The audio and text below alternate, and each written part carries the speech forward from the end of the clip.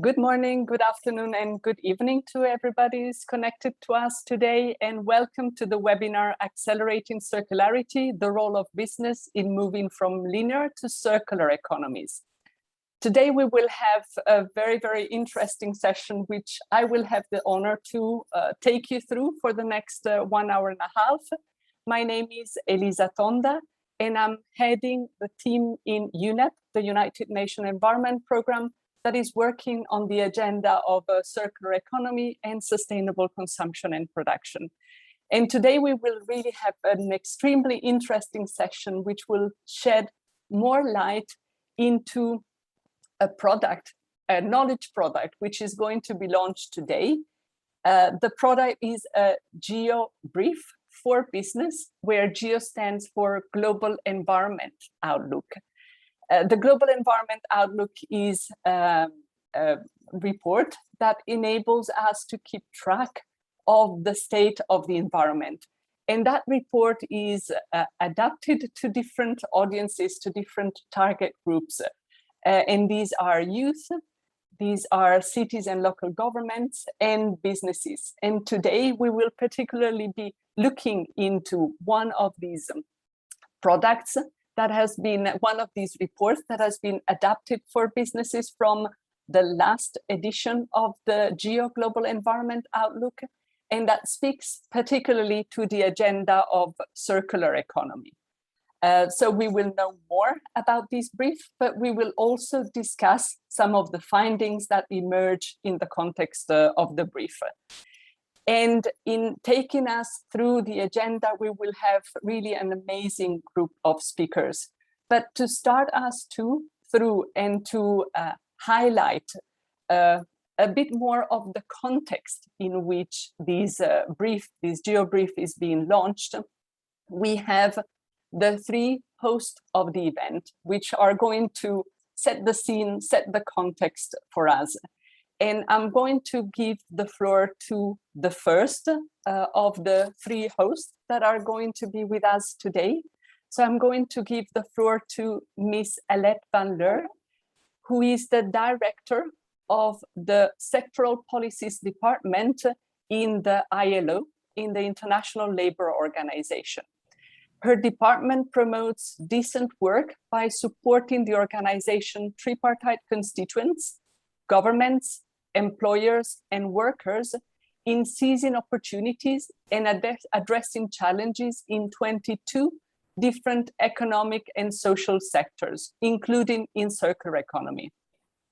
Alette, I'm pleased to give you the floor to give us context for the webinar of today. Thank you so much, Elisa. It is truly my pleasure to speak on behalf of the ILO at this joint IOE, UNEP and ILO event on the role businesses can play in accelerating the transition towards a circular economy. There is no doubt anymore that a circular economy can help us reach our climate goals. But what is sometimes still overlooked is the enormous contribution that circularity can make to the achievement and of the social and economic goals of the 2030 Agenda for Sustainable Development. Circularity offers a huge potential for the development of new business models and circular enterprises. If we focus on making the circular economy inclusive, that means one that works for everyone, it has the potential to foster an entirely new generation of sustainable enterprises. It will help create the green and decent jobs the world so urgently needs. ILO research shows a net gain of 7 million jobs worldwide by 2030 through transition to circularity. However, if this transition would not be well handled, we risk recycling the inequalities and decent work deficits that exist in the circular economy today. Because the sobering truth is that today, the majority of e-waste collectors or ship recyclers work in the informal economy. They work in unsafe and unhealthy conditions with limited opportunities to improve their livelihoods. In the informal circular economy of today, we also see that many enterprises that repair, refurbish, and recycle our goods are struggling to fulfill their potential. These are certainly not the types of conditions for enterprises and workers that we want to see more of in the future. The IOE and the ILO have joined forces in encouraging everyone in the world of work to step up the support that is needed to advance the transition towards formality. IOE and ILO both are mandated to promote decent, productive, and sustainable work for all. We believe that by taking a human-centered approach, we can ensure that the circular economy creates the win-win model that we so urgently need for our planet, its prosperity, and its people. Let me give an example of what this requires. To enable business to combine its legitimate quest for profit together with respect for environmental sustainability and human dignity, it is important to create an enabling environment for sustainable enterprises of all sizes. In particular, small and micro enterprises face additional barriers. Business sits at the heart of the transition to a circular economy. So we need policies that will allow them to innovate, perform better, secure investment opportunities, and unlock more decent and productive jobs. For the workers and employers of the circular economy of the future, it is also important that we accelerate investments in forward-looking skills strategies. We must today start addressing potential skill shortages and anticipate the skills that will be needed for a fully functioning circular economy in the future. Without such policies and investments, we won't see innovation that is so urgently needed to accelerate new circular enterprises and business models. These are only few considerations. A lot more needs to be done at the macro, meso, and micro level to ensure an inclusive circular economy with an enabling environment for sustainable enterprises to grow and workers to enjoy their rights.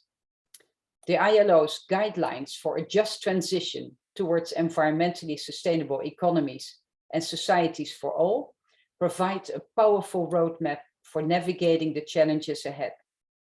During this process, it is of the utmost importance that there is dialogue.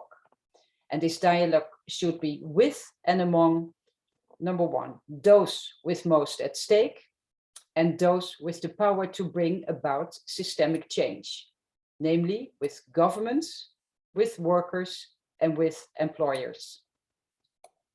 As the ILO's Director General said during the World Circular Economy Forum last month, the circular economy simply won't function without committed governments, workers, and employers. And it's encouraging to see that so many employers from across the globe are already developing business models and innovative solutions to power the circular economy. Our event today is also a clear example of the commitment of businesses to advance a resilient, sustainable, and inclusive circular economy. I look forward to hearing the views and experience of our speakers and panelists, and to learn more about how the ILO can better support businesses in advancing circularity. Thank you for your attention. Thank you very much, Alette, for having brought us directly into the core of the discussion and having started to highlight for us the opportunities, but also the consideration that should be clearly on our radar in thinking through our just transition to a more circular economy. Thank you very much for having accepted to be with us today. And I'm going to now give the floor to the other co-host of today's session, Roberto Suarez Santos, who is the Secretary General of the International Organization of Employers and has a very, very long trajectory, both in employers organization, but also in the context of the ILO, International Labour Organizations, of having worked on labor-related policies, labor relations with youth, issues of unemployment and social and employment policies. Roberto, the floor is yours to take us through your view of the context of today's conversation. Well, thank you very much, Elisa. Thank you also to the ILO, to Alet. Thank you to UNEP for co-partnering with us on this critical item. I mean, the change of production, change of consumption habits, and how this can lead to a circular economy is really critical for us. I mean, we as business representatives, we believe that the business case need to be built further to have a different sustainable future.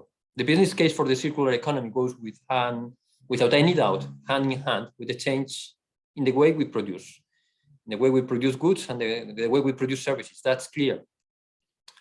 And also, if there is no change of habits in the demand side, in the consumers, it will be very difficult and almost impossible to build a proper business case.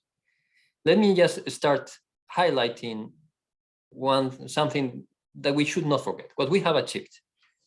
Over the last 100 years, in many parts of the world, we witnessed a substantial increase in prosperity, value creation, quality life, not everywhere, but we have been witnessing a substantial increase in many countries. This historical development is possible thanks to the capacity of our economic system, our economies, to create jobs, to create goods, and to improve livelihoods.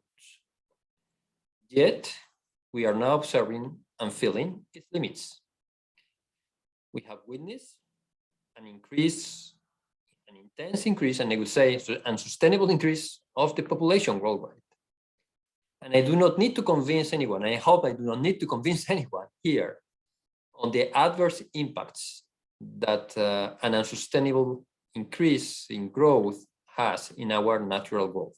Let me be clear, we as business, we as employers can and should act differently, and also society can and should act differently to protect our natural ecosystems. We are now at a turning point. Alet has already given some figures. I want to give other figures that ILO provided us. According to the ILO, the creation of over 100 million jobs globally in a sustainability and circular economic scenario is conditional on additional training within an already existing occupation, as well as skilling for new occupations. On the other side, what we call resource productivity has become of essence. Economic growth can be achieved without an increase in use of materials and resources. I want to insist on that. We can grow without necessarily increase the use of materials and resources. Of course, we need transitions. We need proper transitions. We need just transitions. Let me give also some important figures that also can help to set the context. The circular economy, according to some figures, presents right now 4.5 trillion growth opportunity. But this will not be achieved without a smart and efficient action. The circular economy also can create employment. Yet, today's global economy is estimated only 8.6% circular, according to some reports. There is a competitive element. This is a moment when companies can differentiate themselves, and which can significantly determine their future success based precisely on their innovation linked to the circular economy. Sustainability market products right now in developed economies only represent, according to some sources, 16% of packaged goods, but, and that's the most important element to be considered, has grown by 54% in a period of 4 years. And I'm talking pre-pandemic, from 2015 to 2019. In developed economies, a considerable share of consumers are right now willing to pay a price premium of 39.5% for sustainable products. 38% of consumers, that's in the USA, say they actively, right now, switch from their preferred brand to another brand because it credibly represents positive environmental and social practices. So we have already a business case growing. But I have to say that this case is growing in younger, educated, and urban generations, and more likely in generations that are in the formal economy. Still, we have 60% of the occupied population worldwide, 70, 80, or 90% in low-income countries in the informal sector. The biggest barriers for changing production and consumptions are in the informal sector. And there's the challenge that we have. We as business representatives, we really feel that there is insufficient support from the political and regulatory domains. The lack of funding, as well as the lack of awareness and demand among citizens are still there. Support for SMEs and target measures across the value chains are very important, as these SMEs have lower capacity to enact significant change in their own business models. We need to help them.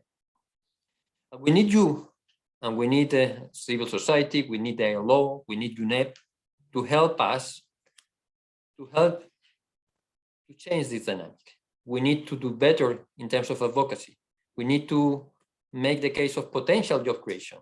We need to anticipate the skills needed. As Aled was saying, the educational policies are not at all up to the expectation. And also when you see the national contribution that are presented by countries within the framework of the Paris Agreement, you see that just few of them contains skills plans, proper skills plans. We need also to bring the benefits to business, to our own business, to our own communities. There's much to do. And in order to do that, we need to build an efficient partnership. We cannot stress more this angle. The relations with the stakeholders, trade unions, with NGOs, with communities, with governments need to overcome the very often confrontational approach to go to a more constructive and efficient. It's very important in this regard to create aligned objectives, aligned deliverables, to create the same communication. Sometimes we have communication issues, and avoiding, I have to say, prejudice in the collaboration with the private sectors. This would make believe me, this would make a huge, huge difference in accelerating progress. And that also has to do with the overall business environment. In many areas of the world, unfortunately, we witness still taxation which is not up to these expectations. Administrative requirement that is not leading to circular economy business cases, lack of coordination among institutions, weak institutions, and unrealistic regulation. A market-driven answer to climate change and to circular economy also needs innovation, needs creativeness, as much as we need oxygen. If we preserve entrepreneurship, we will preserve also this innovation and creativeness. We need to preserve these business heroes that are on a daily manner trying to survive and to make them enter into the dynamic of innovation, creativeness for the circular economy. We are committed as IOE. We have more than 150 business and employers organizations in 150 countries around the world, which have an important, a strong policy influence. We want to commit them also with you. We are looking forward, thank you again, to listen to the findings of the brief, the discussion ahead, and the example of business leaders in this panel. Let's work all together. Thank you very much for listening to me. Thank you very much, Roberto, for being with us today and giving us further insight on where you see the challenges, which in turn are also opportunities for the circular economy to flourish, and for having stressed so clearly the importance of partnership, collaboration, different actors working together to achieve that common objective. And we are having some difficulties to hear one of the co-hosts, which is still trying to connect with us. So we will come back to the third setting the scene speech a little bit later, as soon as the technical problems are sorted out. And I'm going to give directly the floor to two of the authors that are behind these geo brief. So just reminding us that what we're hearing today connects itself to the 6th edition of the Global Environment Outlook that was launched in 2019, and out of which a number of products for specific audience, a number of messages for specific audiences have been extracted. And today we're going to zoom in one of the briefs that has been developed for businesses, which is the brief on circular economy. And this is the third brief that is being launched as documents talking to businesses and from businesses that emerge from the Global Environment Outlook. And the authors that are with us today are Richard Swanell, who is an environmental scientist with a very, very strong track record of having worked on issues such as plastic pollution, food waste, and more sustainable practices for businesses. He leads RAP's international work and worked with over 25 countries to deliver systemic change, particularly in the food sector. We also have with us Lerwen Liu. Lerwen is the founding manager director of NanoGlobe, a strategic consultancy on sustainable and emerging technology. She's also working very closely with the Asian Development Bank as a specialist on circular economy, institutional and business model, and is the founding director of the STEAM platform that empowers youth in the developing world to become global leaders in driving the transition towards a sustainable economy. Richard and Lerwen, I leave the floor to you, and I understand, Richard, you will be starting. And thank you very much, Elisa. You're absolutely right. And thank you very much to UNEP, to the ILO and the IOE for the opportunity to speak to you today. I'm just going to share some slides at the moment, just to make sure that works for everybody. And just to very briefly to introduce our paper to you today. So as you've already heard, what this is really about, this is a business brief on moving from linear to circular economies. And Lewin and I are going to bring this alive and summarize it in the next 10 minutes or so. So first of all, the case for change, you've heard this already, but our current linear model of make, use, and dispose is having a huge environmental impact. Resource extraction has tripled to a staggering 92 billion tons per year, and by some estimates is set to grow another 70% by 2050 against a backdrop of already significant amounts of greenhouse gas emissions, and this is a huge contributor to climate change and greenhouse gas emissions around the world. Of that resource use, every year 24 billion tons is thrown away every single year, and as we've already heard, some evidence suggests that it's only about 8.6% of those materials goes back into the economy and becomes actually put back into productive use. So can we change to something that's a bit more circular and that can actually drive more reductions in environmental impact, reductions in climate change, and improve the products and the sustainability of products for us all? And there are a lot of drivers for this. Policy environment changing. We're seeing laws around the world around circular economy and increasing government focus around this. And we're also seeing investors taking an increasing interest in how resilient companies are and how focused they are on delivering climate change objectives and also wider sustainability objectives. And circular economy is one of those encouragements. But as we've also learned from the experience during COVID-19, actually building in supply chain resilience is key going forward. We've seen such a problem with at the moment in the electronics and the car industry with shortages of materials and key metals, and perhaps a more circular approach would help with that. And also, as we've heard, there are changing consumer preferences, increasing interests in different models, low impact models. And I think particularly we're spotting this within RAP, within the younger populations who are looking for alternatives. And of course, as we've heard, this can also reduce business costs and also open up new markets and new business models by adopting this way. And as we're coming out of COVID-19, focusing on moving to circular could be one way of us driving and building back better. But what do we mean by the circular economy? Well, let's just briefly go through this. So what we're talking about, the traditional approach of manufacturing, distribution, and service and use of goods. And in the linear economy, at the end of that, we then actually go into waste disposal. But in the circular economy, we're thinking reuse, we're thinking repair, we're thinking refurbishment, we're thinking remanufacturing, we're thinking recycling, we're thinking take-back schemes and getting goods going back into the economy, either as raw materials or as goods themselves and going back into remanufacturing. And at each stage of the circular economy, we're looking to reduce resource use because that will reduce environmental impact and it will also reduce costs for businesses.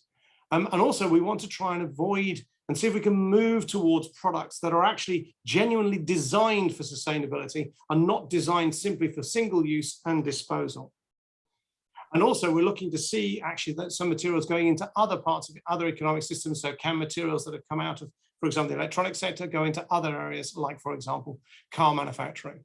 So overall, this is how we see a move to the circular economy could work. And as I've said, how circular is the world economy today?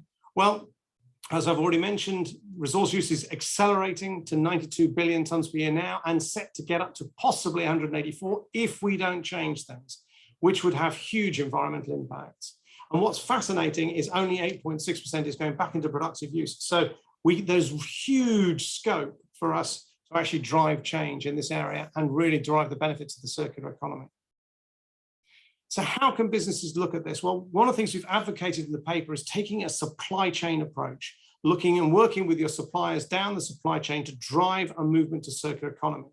And also we've advocated the use of the circular driver network, which is developed by others, to actually focus the benefits that businesses are trying to get. And these could be multiple benefits, so that when they focus on the hotspots in the supply chain for where they can make a big difference, they can also be really clear what the value they're going to get from that. For example, helping to enter new markets or reducing costs or reducing risk and future-proofing businesses, particularly driving innovation. And this circular economy can be a huge driver of innovation. It's also great at attracting and retaining talent. In our experience of this, and the research shows that businesses that are committed to circular economy and being more sustainable going forward find it much easier to attract and retain talent, but also delivering greater customer value, moving to service models which have an opportunity to build a better relationship between the customer and the business, and indeed, of course, aligning with public expectations. Taking this together, then, this gives a really clear framework in which businesses can actually start the movement towards a circular economy. And in the paper, what we did is we looked at exactly what this might mean specifically in 3 sectors: food, construction, and electronics. And in order just to bring it alive, my colleague Lowen Liu is now going to talk to you a little bit about how this actually works in one example, the electronics example. Over to you, Lowen. Thank you, Richard. Thank you, Elisa, for the introduction as well. So let us follow the life cycle and value chain of an electronic product, say a smartphone. All of us has one. From extraction of natural resources, production of our product, distribution services to us, consumers, who eventually have to abandon our used phone. Today, there are practices in the 6 R's mentioned by Richard earlier, but they're yet to scale up. So we need systemic changes in our to keep our phone and its components and materials in circularity. In this brief, we have made 10 recommendations for electronic sector as a call for action from both public, private sector, as well as us, consumers. And let's just start from the design, which is critical to provide incentives and support for product design towards circularity. And we also need to provide enabling policy and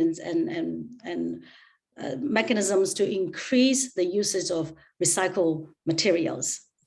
And more importantly, at the end of use of our products, like we all are familiar with, we don't practice enough to actually do all these R's. We need to provide and encourage consumers to participate in bring back schemes, and to set up effective product recovery and collection systems, strategically plan and install sorting, pre-processing, and recycling operations. We also need to increase incentives for investment in recovery, collection, or recycling technologies and facilities. Now, it's important for us to actually move into the business model to really practice circularity. Now, service model is a way to enable product circularity and sustainability. That includes transform consumption modes to increase market demand for circular products and services, and to also provide guidance and support for new business models for an environmental, financial, and social triple win. And mostly, I think this is really critical, the global supply chain management, to ensure socially and environmental sustainability is being addressed in practice. That includes enable efficiency and transparency in compliant and responsible transboundary movement of our products, and also to integrate and advance decent work in the transformation to a circular economy for electronics. Thank you very much indeed, Lowen. And then just to finish up then our conclusions, we think the current linear model of make, use and dispose is unsustainable, as everybody said today, and there are increasing drivers for those changes. Those drivers are policy, they are financial, they're environmental, they're social. And circular economy can offer many of the solutions to that. And hopefully we've been able to bring that alive a little bit in this presentation and have done so in the brief. And for me, the critical things is it's a huge opportunity to drive innovation and provide better services and products to citizens in a way that also dramatically reduces environmental impact. And actually, the authors also think there's a significant risk to businesses from inaction on this database, on this area. We're actually seeing increasing interest from the financial institutions and from stakeholders more widely that really want to see this change. So I think inaction is not the way forward. The critical thing is let's move now and get more circular economy and drive a more circular economy across the world. Thank you very much indeed for your attention. Thank you very much, Richard and Derwin, for having taken us through the brief that we're launching today and having really taken us through the journey of understanding from the data that emerged from the Global Environmental Outlook what it tells us in terms of business practices and call for an urgent shift to circularity as you concluded, Richard. And I hope, Richard and Derwin, that you will be with us until the question and answer session where we will be discussing more about that. And I'm already encouraging all the participants, the audience that have questions for the authors of the brief to please put their question in the question and answer box that you have in Zoom so that we can capture them and animate through that the conclusion of our session. And I had promised you since the beginning that we would have another speech that will help us strengthen the context of our conversation. And now with the technical challenges fully sorted out, we have Dr. Jian Liu with us, the director of the science division at the UN Environment Program. Welcome. And we are going to hear from you, from your perspective, and building very much on your very extensive experience of having worked on science and policies in domains related to ecosystem management, agriculture, environment, and climate change at different levels and across different geographies. Dr. Jian Liu, we are really very much looking forward to your opening remarks. Thank you very much, Elisa. Actually, my apologies before I speak because of the technical issues just sorted out. I'm late. And good afternoon, distinguished ladies and gentlemen, friends and colleagues. I'm very happy to see so many of you here today. And I'm glad that we can launch today's Circular Economy Brief as just presented a short while ago. And at this kind of side event to the World Circular Economy Forum, which always provides an incredible platform to propose circular solutions. And this year's focus on game changers is very welcome as we look forward to seeing businesses and entrepreneurs changing the game in the shift to circularity. I'm also very much honored to be here today with my colleagues Roberto from IOE and Elliot from ELO. And it is critical that our organizations collaborate more as we work towards our common objectives. The findings of the G4 Business Brief on the circular economy are pretty much clear as was presented just now by the two colleagues. And this increased in warming in propelling climate change, as we see by today's more frequent intense wildfires and storm and floods. It is driving increased air pollution, which causes around 7 million premature deaths each year. And as we also highlighted in the food system brief launched last month, it is affecting the global food system, which contributes to 70% of biodiversity loss and consumes 70% of available fresh water. And these are some of the effects, plus the effects of greenhouse gases, as we all know, but also we're also exhausting our resources by big numbers. So this kind of take, make, waste or linear economy are no longer sustainable. So we must change it. So the concept of the circular economy is inspired by nature's own processes and drives the reduced use of raw materials, redesign to extend product life for easier disassembly, greater reuse of products and products that can be easily repaired or remanufactured, and fund recycling of waste at every step of the value chain. A rapid shift to a more circular economy could dramatically cut resource use and coupled with decarbonization of our energy and food systems, and can deliver a low carbon and environmentally sustainable future for all of us. So business success depends on a healthy planet, healthy people, regenerative natural systems, and a stable climate. Every single one of these is currently under threat. And this is where business such as yours play such a critical role. And business leaders have the power to steer the economy towards a new model of circularity.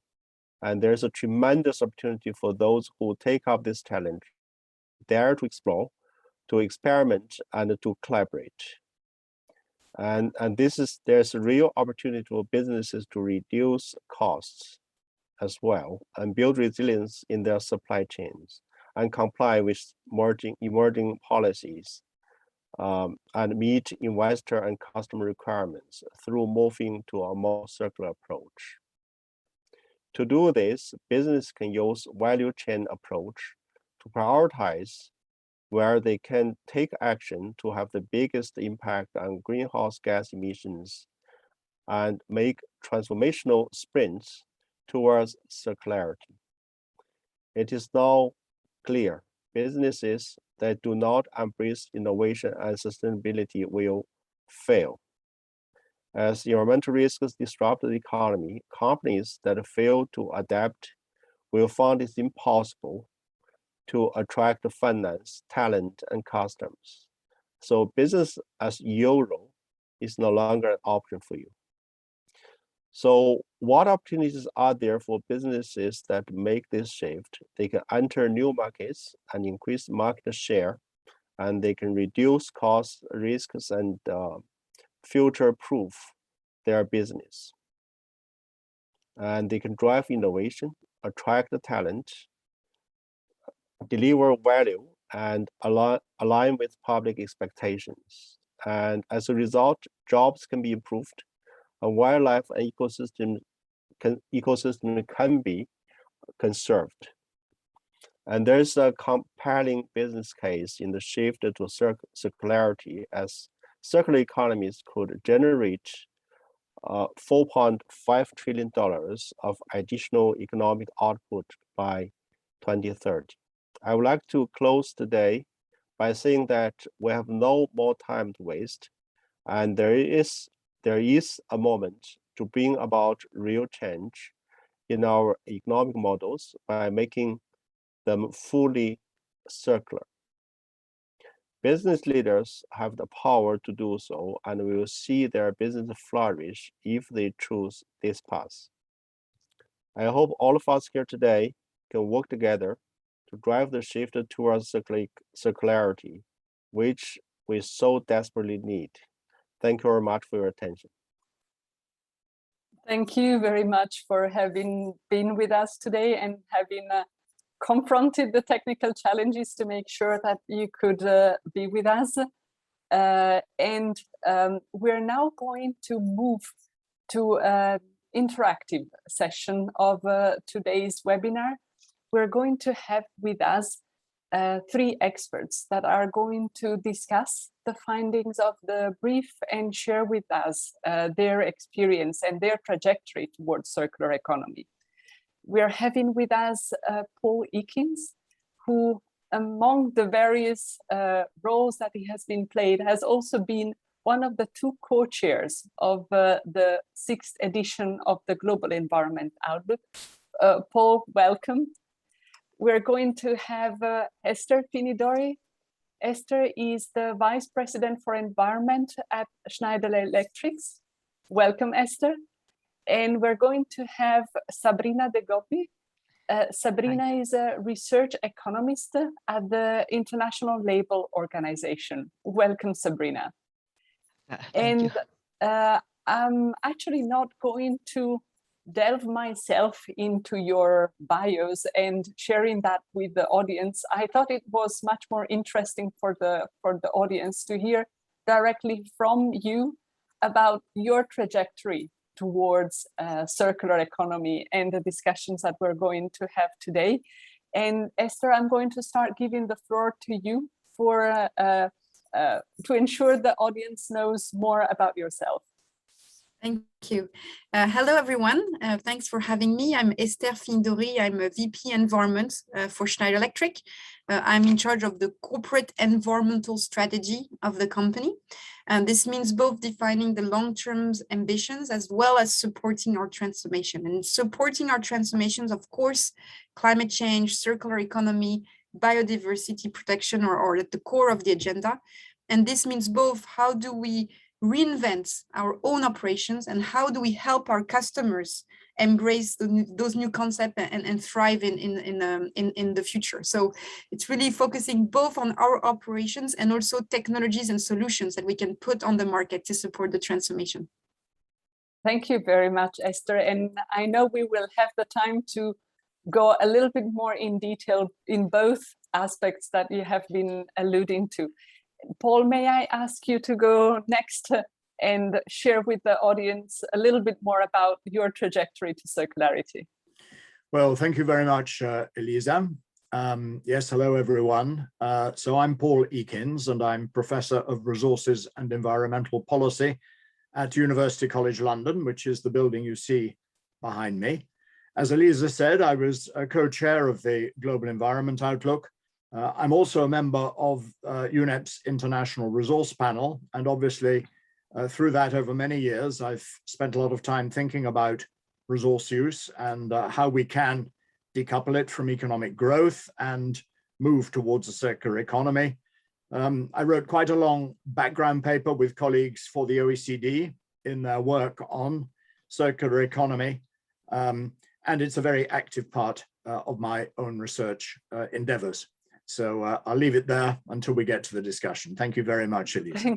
Thank you, Paul. And I'm sure we'll take advantage of your extensive knowledge and experience during the discussion indeed. Sabrina, may I give the floor to you next so that you can share a little bit more about your experience with today's audience. Sure, thank you. Good day, everyone from Geneva.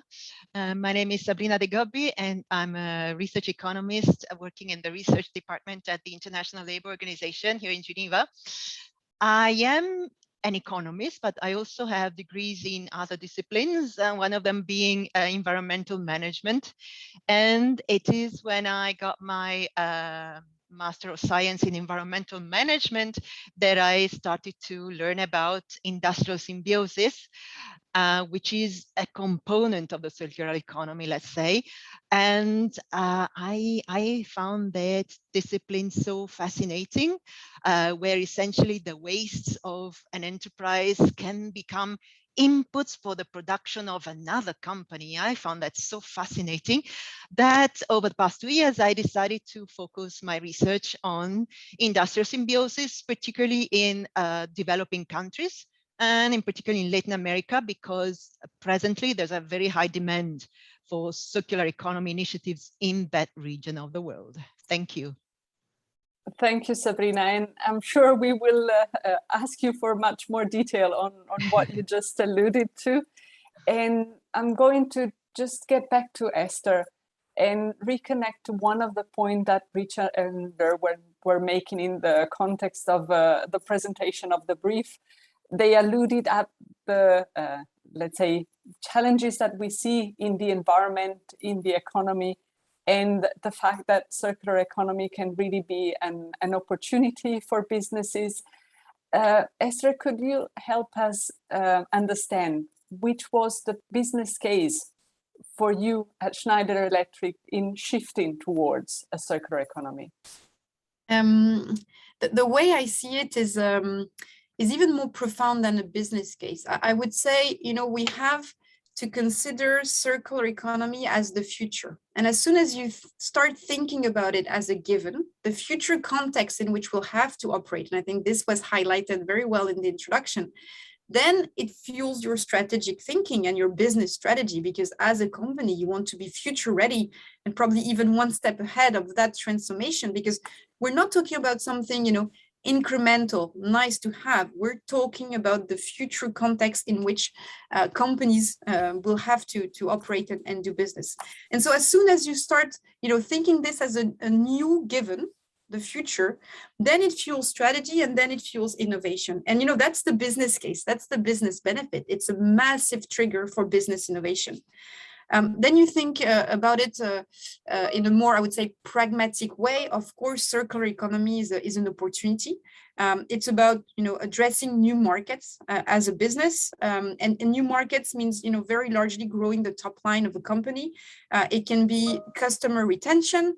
It can be, being able to service assets that last longer. It can be addressing new geographies, putting on the market retrofitted products that help address new customer segments. So of course, circular economy embraces a lot of opportunities and business opportunities. And last but not least, this was mentioned, as soon as you start thinking about circular economy as the new context, you think differently in terms of business strategy about resiliency of operations, and this is very clear on every mind right now, but this was not so clear not such a long time ago. But circular economy is definitely an asset for resiliency. You think differently about competencies, and I think this is at the heart of the work you've done. And you're thinking about local agility. And at Schneider, we like to say we're the most local of global companies, but it really challenges the way you see the way a global company can operate in local environments. And the transition to a circular economy is definitely going to be very local. Thank you very much, Esther, for having shared quite a number of elements of the benefit and your future proofing of your enterprise through circular economy. And I'm sure we will take some time also to analyze some of these aspects more in detail. Sabrina, I'm coming to you, and I'm going to ask from the perspective of your work, particularly in Latin America, of the dimension of industrial symbiosis. Where have you seen the biggest benefit? How have you brought your partners on board on this agenda? Yes, before getting started, let me say why we decided at the ILO to focus in particular on industrial symbiosis. It's just that international literature on industrial symbiosis covers largely the positive environmental and economic benefits of industrial symbiosis, whereas the employment effects are rather neglected. And because the ILO follows a human-centered approach. We thought that the ILO would be very well positioned to try and fill that gap in the literature. So we focused our studies on the employment impacts of industrial symbiosis, knowing that there are already positive economic and environmental effects. So we started with 2 countries, Colombia and Argentina, and we found that indeed there are positive results also concerning employment creation. Now, there are very scanty data available on industrial symbiosis. Actually, nothing on industrial symbiosis as such. You have to look at official data on recycling activities. And we see, for example, that in Colombia, out of total enterprises, only about 5% are involved in recycling activities, including industrial symbiosis. So there's a lot more that can be done to further strengthen industrial symbiosis. Then specifically, we focused on some industrial symbiosis networks in Colombia, and we surveyed 7 enterprises, and we saw that jobs are normally created in large enterprises, but in very small shares, like 1 or 2%. Of the total of the jobs of these enterprises. But the impact is much bigger when we consider small and micro businesses involved in an industrial symbiosis network. So we have a case where, well, normally industrial symbiosis networks are initiated by a large enterprise that brings in supply chain members. So one micro business essentially had a 30% job creation increase thanks to its being a member of an industrial symbiosis network. In Argentina, we used a different methodology and considered employment multipliers, considering the value chain in total. So we analyzed 2 industrial symbiosis networks, and in one we had a 20% employment increase, and in the other one it was as high as 52%. So very good results. Now, yes, how do you get partners involved in industrial symbiosis networks? Well, we saw that they can be spontaneously created within the private sector, but then what really helps is a proper public policy framework. And that's the case of Colombia. In Argentina, there's no public policy fostering industrial symbiosis, and that's perceived as a gap that should urgently be filled. In Colombia, there's a decent institutional framework, and among measures to favor industrial symbiosis, we have fiscal incentives, training of local public institutions on industrial symbiosis, and on data collection, because I tell you, one of the main problems is that we don't have data, statistical data, in particular on employment. And then it's also important to foster the creation of eco-industrial parks, because of course those areas are very conducive to the creation of industrial symbiosis networks, because one of the main features is geographical vicinity of enterprises to have a solid industrial symbiosis network. Thank you very much, Sabrina. And you've been giving us quite a lot of elements that we will be going back to as our conversation advances. Esther, allow me to come back to you just for, let's say, stepping into the reality of your company and having set your target towards circular economy. Which were the steps that you have been taking within the company to plan your journey towards circularity? I will give you 2 examples because I can't talk about everything. But circular economy is a broad concept that means many things. First, it's about thinking about this future ecosystemic work of the economy and translating that into business strategy. What does it mean? At which steps of the value chain does it apply? I'll take two examples of very strong and deep meanings for Schneider. The first one is about product circularity. How do we design future-ready products? And this really raises a huge question on design practices and competencies and culture, even cultural change within the R&D and the design activities that a manufacturing company like Schneider can have. And when you design circular ready products, then you prepare the future, which is more durability, products that can be refurbished, products that can be serviced, partially retrofitted. So you're preparing the future for circular economy. And really thinking about circular ready products for us in practice meant cultural and competency change within our design team. So here we're at the heart of highly skilled labor, and how do we bring up circular economy into their agenda and into their ways of doing. A second example, for us, circular economy means also something completely different, which is process efficiency. When we think about the industry of the world, of course, we need the waste of some to become resources of others, but within intrinsically those processes, we also need them to be more material and energy efficient.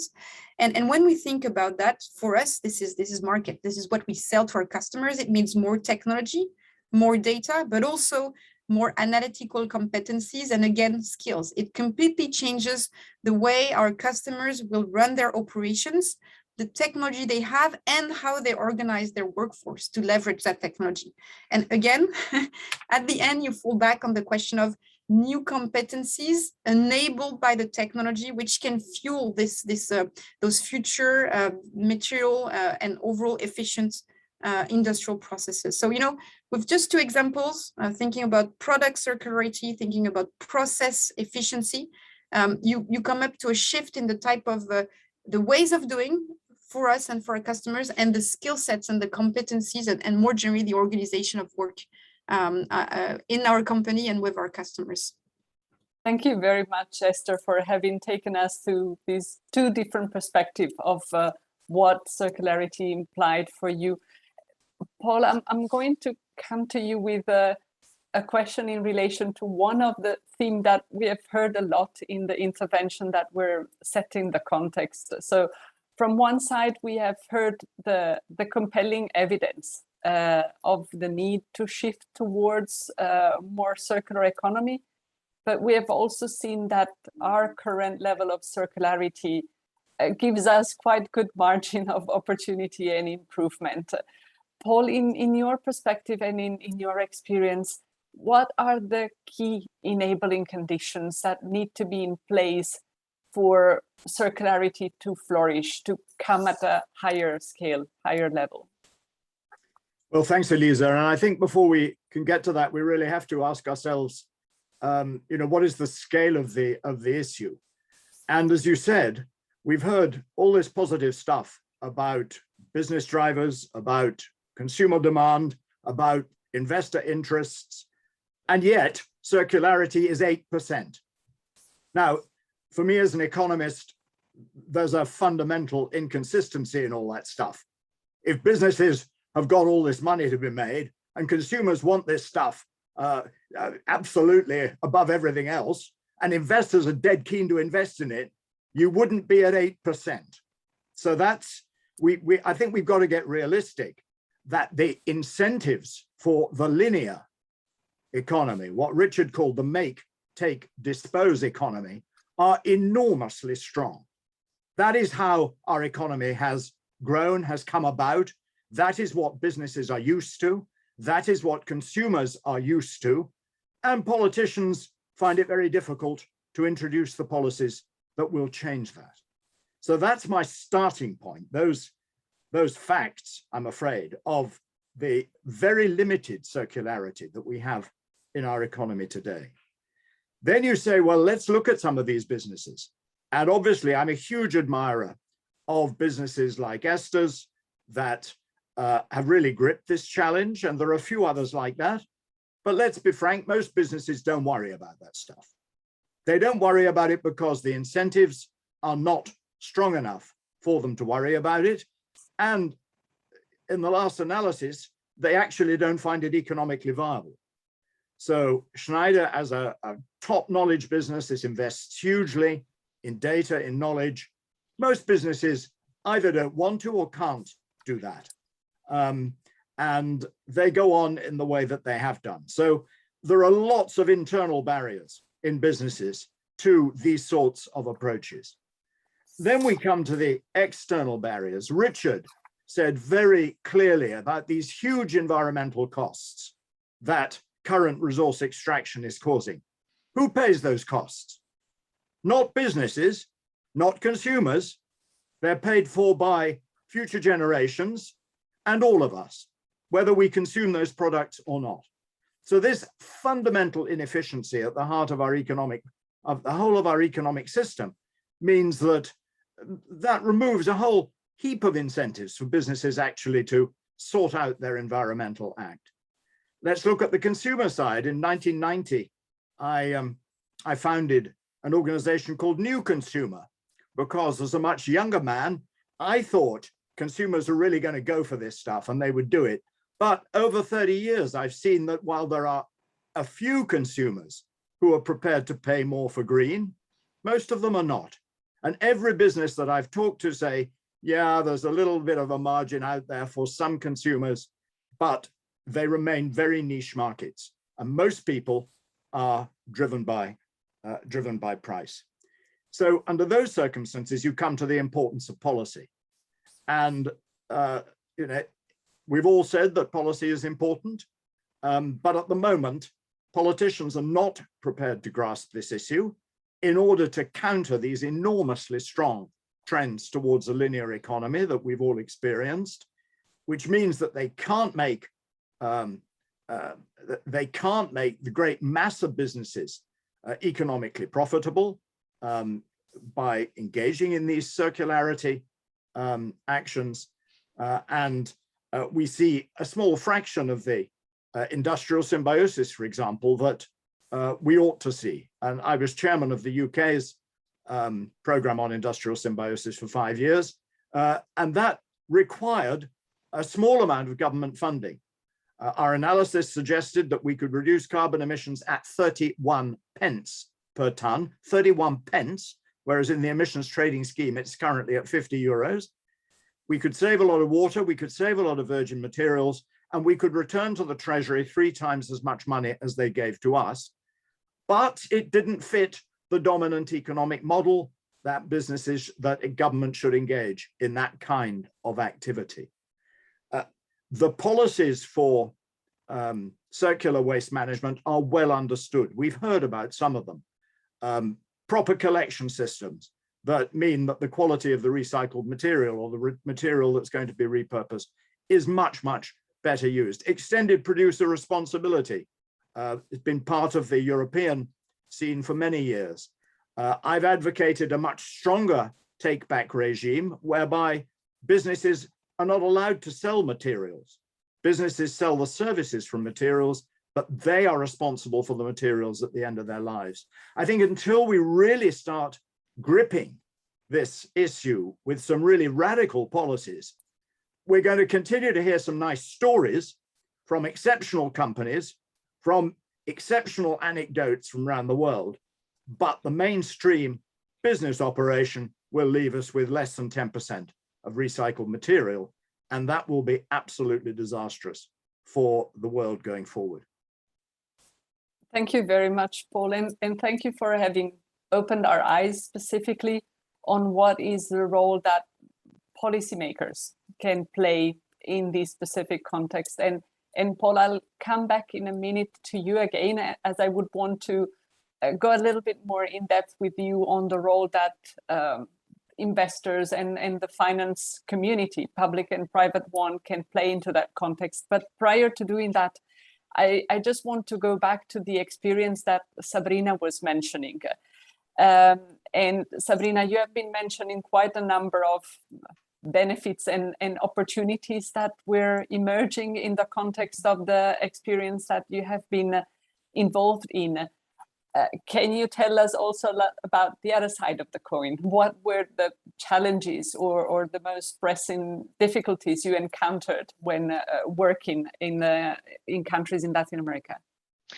Yes, thank you. I would rather talk about challenges of industrial symbiosis, the way we based on the findings of our studies in those two countries, which I'm afraid are findings that can be somehow generalized. I'm talking about one challenge, which is extremely important, and that's a gender-related one. Essentially, our conclusions show that women's participation in the jobs created through industrial symbiosis is actually weak.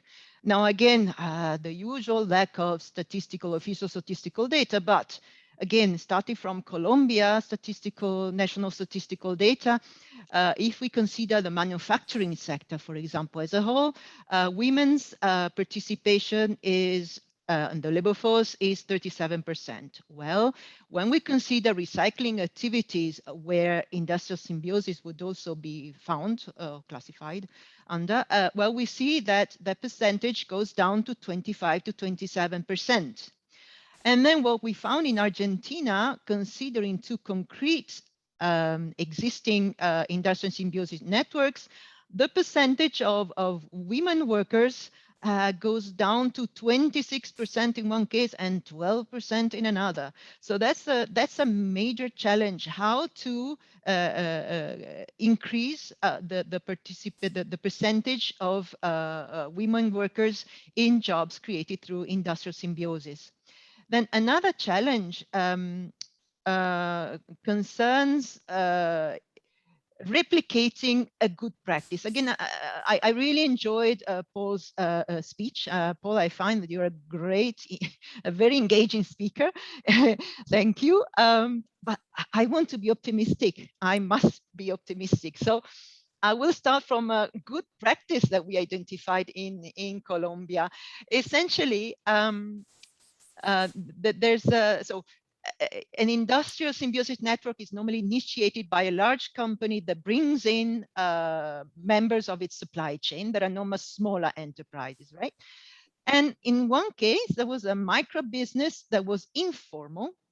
It was in charge of collecting dismissed plastics from the large company. But in order to be allowed to be a member of this industrial symbiosis network, the micro business was required to become formal. So that's a very positive impact of industrial symbiosis networks.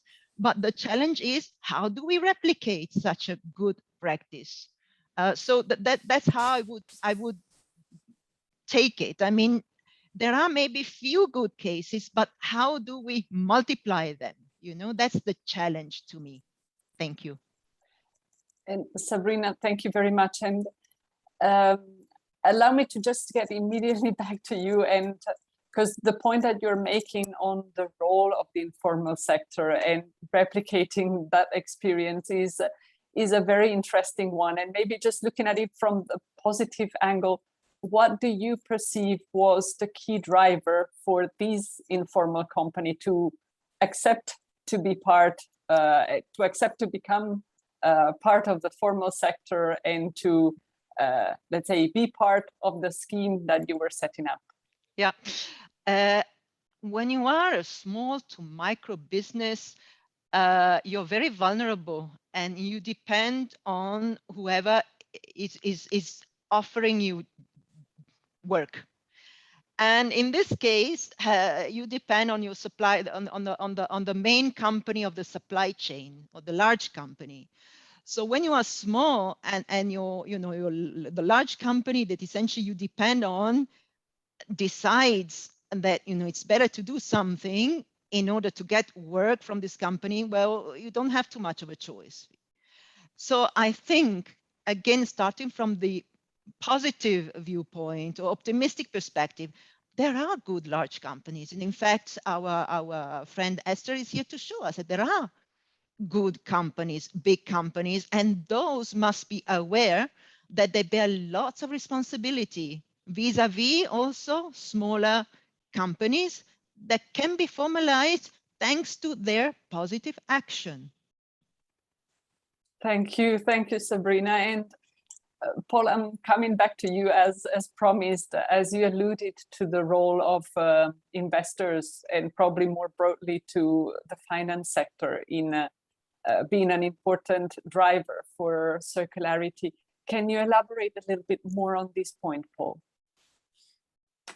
Yeah, I mean, the finance sector is clearly very important. I mean, I think we have to distinguish between public investment and private investment. Much of what we're trying to achieve is the generation of public goods. And for as long as environmental impacts are unpriced and resources are underpriced in terms of the impacts that they cause, then we're talking about public goods. And I frankly think it's unreasonable to expect private investors to go into that field. That's not what they're there for, and that's not what they do. Public investment has a huge role to play. I've mentioned already the industrial symbiosis program in the UK. That had a relatively small investment, but it was absolutely critical in getting things going. And when they, despite the fact that this was such an economically viable operation, when the public investment was withdrawn, the whole network collapsed because it depended on there being a trusted facilitator, someone who's had no interest apart from the success of the program, and wasn't because many companies were entrusting intellectual property to this facilitator, and that issue of public trust was really important. And then obviously government has a really important role to play in investment in infrastructure of all kinds, in the kinds of regulations that are put in place. I mean, a lot of the waste that is collected is very difficult to recycle because it's collected in a very impure state. So public investment has an enormous role, and I could go on. For private investment, there have to be financial drivers. For there to be large-scale private investors, you're bound to get a few anecdotal investors who will be driven by non-financial issues and returns. We all know certain organizations, certain financial sector organizations that are like that. I'm a great supporter of those, but the fact of the matter is they're absolutely marginal in the global economy. That's not what drives the global economy. And if we're wanting to get up from 8% recycling up to 10, 20, 50, 70, perhaps, whatever one perceives the target might be, then it has to become mainstream. And it won't become mainstream until it is profitable for normal companies.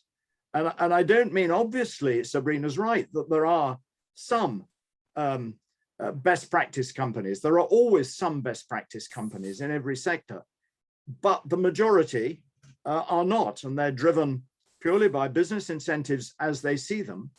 And at the moment, the business incentives are nothing like strong enough for the financial sector really to go for this. And that, of course, means that businesses find it rather difficult to raise the finance that they need to prosper in this way. Thank you, Paul. I'm going to start going also through some of the questions that we're getting from the audience.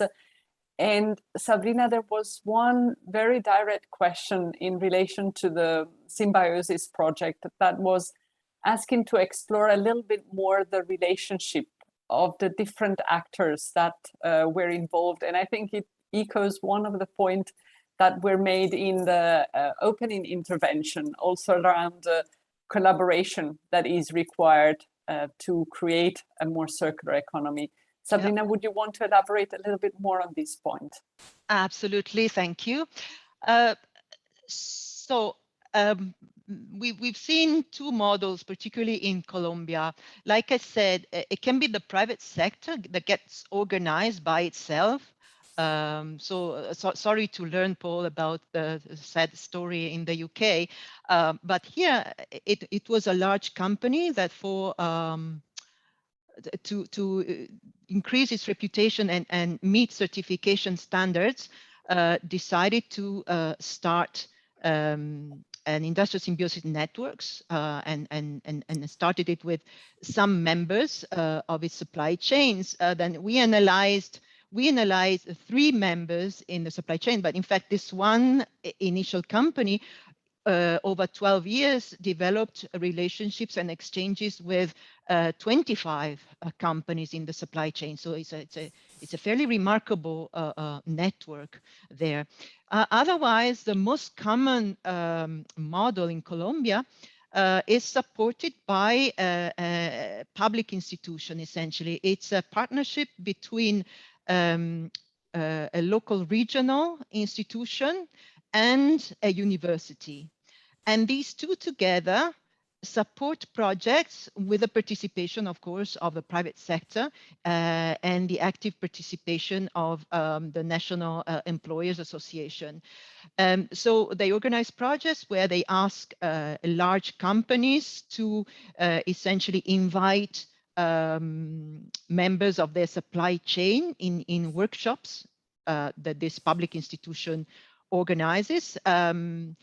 This public institution, in particular through the university, provides technical support to identify possible exchanges between enterprises, because that's the most technical and difficult part. It's true that you know, how can I say, Paul? It's very true that it's just too little what we have now in terms of recycling. But it's also true that it's an extremely complex, in particular in this industrial symbiosis. It's very complicated to identify waste that can become inputs for the production of another company, or in any way identify exchanges that can happen between companies. It requires very, very specialized skills, like to identify the chemical composition of waste, to decide to what extent those wastes need to be treated before being used by the other company, and so on. So this is where the university provides technical support in these projects. Yeah, so since 2016, I think they've developed about 20 projects in this respect. In Argentina, there's nothing like that. I mean, there is some public support, but it's more on an ad hoc basis rather than a systematically organized approach. And even there, though, often you need the support of a technical, it's normally like a small business of engineers. The technical support, really specialized technical support, is very important in these schemes. I hope that's enough. Thank you, Sabrina, for having painted the picture of the 2 countries in which you are working. And Esther, if you agree, I would also want to get a little bit your sense on how you have created also collaboration in the context of your work. You also mentioned a lot about creating different relationship with customers. So I think your perspective would also be very interesting on this point. Yeah, that's collaboration is a key word here. So first, maybe one thing I can say is I agree with Paul. It's hard, you know, and yes, we're doing a lot, but even for us, it's very hard. And clear public policy signal is what we need to make sure that it's embraced as the new normal, the new rules by all companies. And then in turn, this fosters, you know, the type of discussions we need for those new collaborations. The way we see it in Schneider is we're not going to do everything, right? We're not a recycling company. So we need to look at, you know, the value chain, think not out of the box, but future proof type of thinking. What is needed tomorrow? Where do we play as a business actor?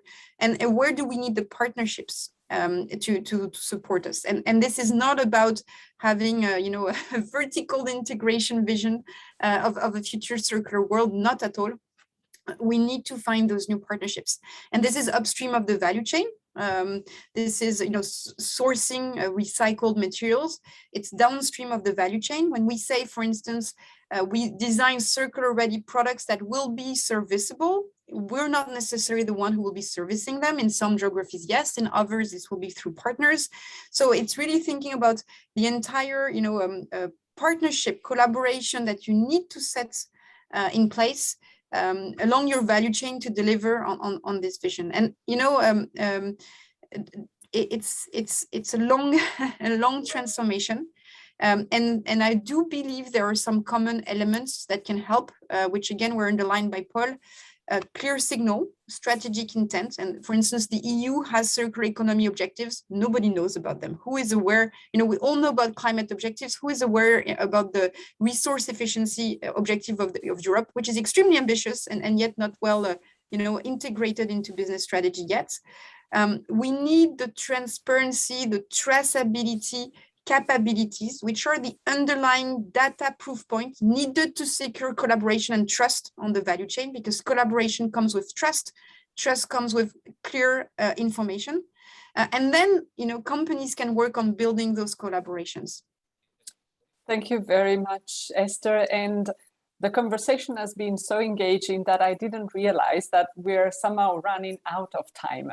And I just want to give all of you in the panel, but also the authors of the brief, Richard and Lerwen, an opportunity to come back and share with us one closing thought, and maybe somehow a thought that brings us into a positive vision of where we might be going on the basis of the discussion that we have had, a discussion of challenges and maybe a difficult pathway, but a clear future that we're heading towards. Richard, if you don't mind, I'm going to start from you, giving you the floor first. Oh, thank you very much, Elisa. And I just want to build on what Paul has just said. I think, Paul, I'm just in slightly more optimistic state than you are at the moment. I do think this report lays out exactly the scale of the challenge, but actually I'm sensing more drivers. I do think you're right. The policy drivers are going to be key to this, but I also am seeing businesses taking advantage already. You're right, they're probably the leaders. They're ones at the front of the game, but they're beginning to embrace the concepts. And I think in the run up to COP26, people will think more and more about the opportunity that the circular economy can do in delivering much less greenhouse gas emissions and significant reductions in resource use. And thinking beyond circular economy is just about recycling. Circular economy is about radically changing the way we do products, so that they are implicitly designed to be circular and can deliver with a low resource impact. Thank you very much, Richard. And Lerwen, can we have your concluding thoughts? I think I like to focus on two aspects. One is this multi-stakeholder dialogue, in a regular basis. We, for example, we organize business roundtables, and engaging policymakers and business sectors to discuss what they want and what they need from the business on the ground. And especially hearing SMEs, startups, the little guys on the ground that actually provide majority of the employment in most of the economies. And second point is the youth leadership. This is what actually I founded a STEAM platform that really is, we focus on youth, empowering youth leaders to drive changes, because they are the most passionate generation to actually want to take this lead. So I think empowering them with the knowledge, the mindset, and the entrepreneurship practices, this is our core in our everyday practice here in Asia. Thank you, Lerwen.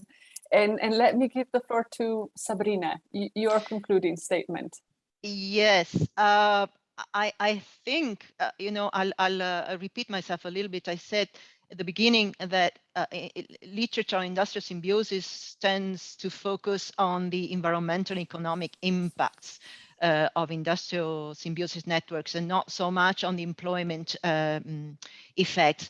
And I think that's the risk that we sometimes face with the circular economy more in general. And I think we have to be careful, because I think really the circular economy is the future, as we have repeatedly said. But I think we have to be very careful. We have to always consider employment, and not only jobs that are created, but also what type of jobs. And we have to make sure that decent work deficits are identified, and that the gaps are filled, and that jobs become decent for all. Thank you. Thank you very much, Sabrina, for bringing again this very, very important point in your conclusions. Let me move to Esther. Esther, may I give you the floor for your concluding remark? Yeah, I think as a last word, I also want to focus on the social aspects and jobs aspects of circular economy. You know, Schneider, we're a technology company, so we see circular economy as something very technology intensive, in fact, and we see a huge opportunity for high-skilled jobs. I told about it already. Data analytics related to process efficiency, new design capabilities for circular-ready products. It's really an ecosystem exchange that can foster high quality jobs. So of course we need to make sure that the lower, less qualified jobs are meaningful jobs as well. But let's not forget about the opportunity on high quality, highly qualified jobs creation here. Thank you, Esther, for bringing these additional perspective in your conclusion. And Paul, your statements generated a lot of reactions in the panels and in the chat. And I give you the very, very last word. Well, that's very kind of you, Elisa. Thank you. I've enjoyed it enormously. I absolutely resonate to all the positive and optimistic things that we've heard. We can do this stuff. We can do it. We know how to do it, and we can do it. At the moment, I don't see anything like enough action. I hear a lot of words, and this applies to the decarbonization agenda as well as to the circular economy agenda, but I don't see anything like enough action to move things at the pace at which they need to move. And there was one nice comment in the chat about saying, what do I think of waste taxes? Well, I love waste taxes because they finally put in place a proper incentive not to put waste in holes in the ground. And all the evidence on the UK landfill tax, for example, which I know very well, I remember so well when it was introduced in 1996, are positive. It's driven our recycling rate enormously. It's caused people to think. And I'm afraid we will need many more of those financial incentives in other countries. We'll need to apply them to virgin resource use as well, so that people start taking these issues seriously into financial consideration, as well as the kind of moral case for them, which is obviously unanswerable. But unfortunately, our economies don't run on morals. They run on economics. Thank you very much, Paul. And I see that even your concluding statement is generating a lot of passion on the chat and among the panel. Thank you very much. And my big thank goes also to the co-host, the International Labour Organization, the International Organization of Employers, and the United Nations Environment Programme that have been bringing us together. A big thank to all the speakers that have been with us today and have enriched the discussion during the panel, to the organizers who you do not see are behind the scenes, but have made sure that our session today went so smoothly. And a thank to the participants that have been with us throughout and have enriched the discussion with their question. And with that, I wish all of you a very nice continuation of the day. Thank you. Thank you. Thank you. Thank you, Elisa. Thank you. Thank you.